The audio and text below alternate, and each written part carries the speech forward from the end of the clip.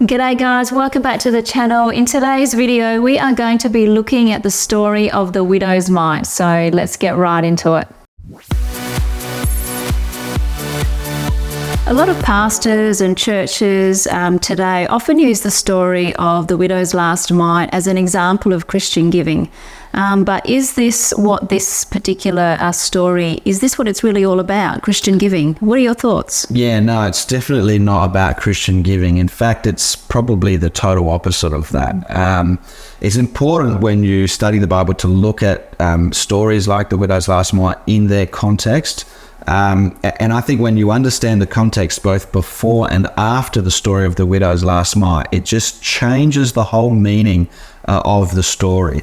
So what I want to do, you've got the story of the widow's last mite. It's in Matthew and Luke, right? It's in Mark and Luke.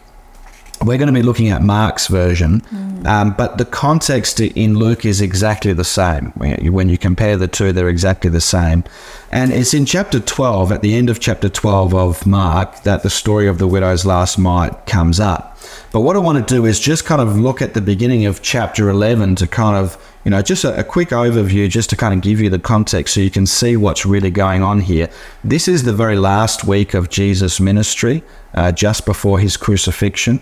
It's at the height of his basic, issues, fighting with the Jewish religious leaders and so forth. And in chapter 11, it begins with the triumphal entry, right? Jesus comes in riding on a donkey and so forth. People saying Hosanna, laying the cloaks on the ground. The Pharisees are very upset about this. When you read Matthew's account, the Pharisees are very upset and so forth. Then in verses 12 to 14 of chapter 11, you have the barren fig tree that Jesus curses. And that fig tree represents the religious system of Israel, right? And so the Pharisees, the Sadducees, the scribes, and he curses it and says, may you never bear fruit again, because they had no fruit on this fig tree. And then in verses 15 through to 18, Jesus drives out the money changers and the merchants from the temple and drives them out. Some people say it's like the cleansing of the temple. The Bible doesn't use that term, and a lot of New Testament scholars say it was actually Jesus pronouncing judgment upon the religious system of Israel. Then you've got in verses 27 to 33 of chapter 11, Jesus, his authority being challenged by the religious leaders of Israel. And then, of course, when you get to chapter 12, we're getting closer to the story of the widow's last mite. Jesus tells a parable about the vine growers. And that was a parable that Jesus spoke against the religious leaders of Israel. And he basically said that they were going to be destroyed. They were going to be, wiped out. Then as you get closer to the end of chapter 12, you see verses 38 to 40. And these are the three verses immediately before the story of the widow's last mite. Why don't you read verses 38 to 40 for us, just so we can see the immediate context here of the widow's last mite. And in his teaching, he was saying, beware of the scribes who want to walk around in long robes and want respectful greetings in the marketplaces and best seats in the synagogues and places of honor at banquets, who devour widows' houses and for appearance's sake offer long prayers. These will receive greater condemnation. So notice here in verse 40, he says that these Pharisees and religious leaders, they devour widows' houses. This is the immediate context. They take everything from widows. And this is the context in which the story of the widow's mite comes in. So now we're literally we've read the three verses preceding the story. Now we're up to the story of the widow's last mite, verses 41 to 44. Why don't you read those for us?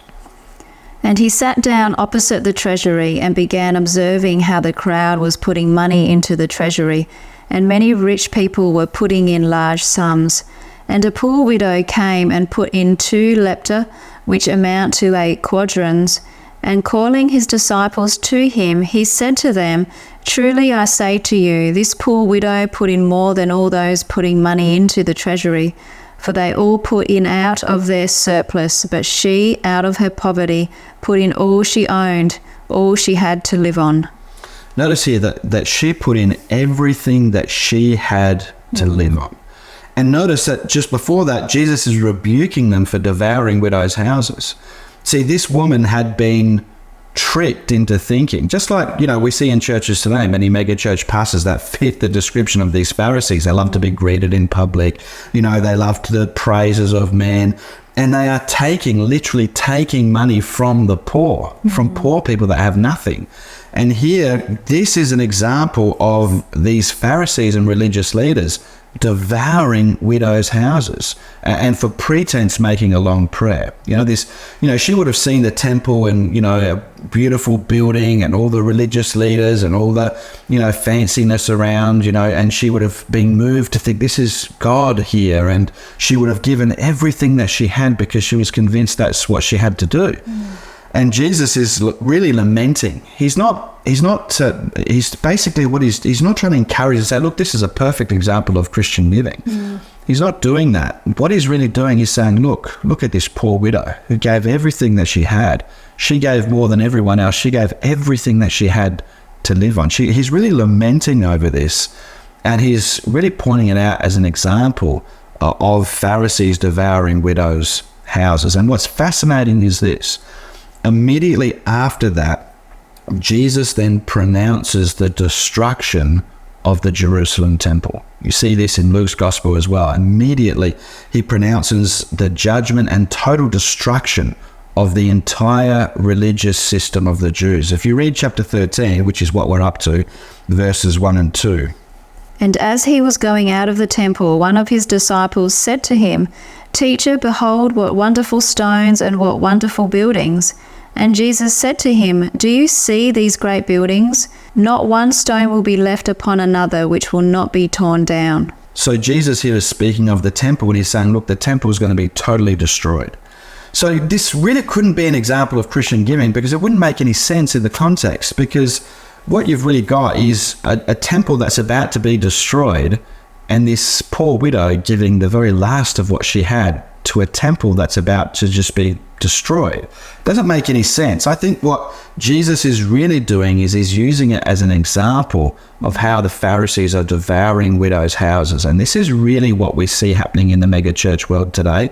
We see churches, they've got these great big buildings. You have the pastors, they love to receive the praises of men. They love to be, the best points in the greeted in the public as if, pastor so-and-so. We have exactly the same thing here as these Pharisees, And then they're telling people to give, and they're even telling people to give out of their poverty, and they're using this story as an example of Christian giving. So they're telling even the poor people in their churches to give them money. I remember I heard one pastor, and I know other people have seen this as well, and he basically, he was asked by a single mum who had nothing, whether she should give, right? And the pastor told her, yes, you should give. She's got nothing, So that's really sad. And of course, you've got that Kenneth Copeland clip where he says, like, if you even get help from someone, you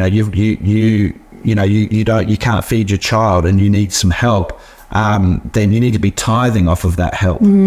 So here's a classic example of these Pharisees devouring widows' houses, and for a pretense they put this show on of being godly and so forth, but they're really not. They're really just incredibly wicked. It's really a story where pastors, churches are using the story to take advantage of the congregation, really. They're taking advantage of people, conning people into giving, and people just don't know about it, and they give the very last of what they have, and perhaps they go without food and they suffer, and a lot of people become disillusioned with the faith as well. So people leaving the church, you see, you think about it with these churches, you've got thousands of people in some of these churches, and thousands of people supposedly getting saved, year after year. But the church doesn't really grow in size, because as many people as are coming in are going out as well. And so really they're actually churning out people who have a negative attitude and a negative perspective on the Christian faith, because they've poisoned them with this whole money thing and deceived them and really hurt a lot of people. And it's really sad. And as Christians, we need to be against it.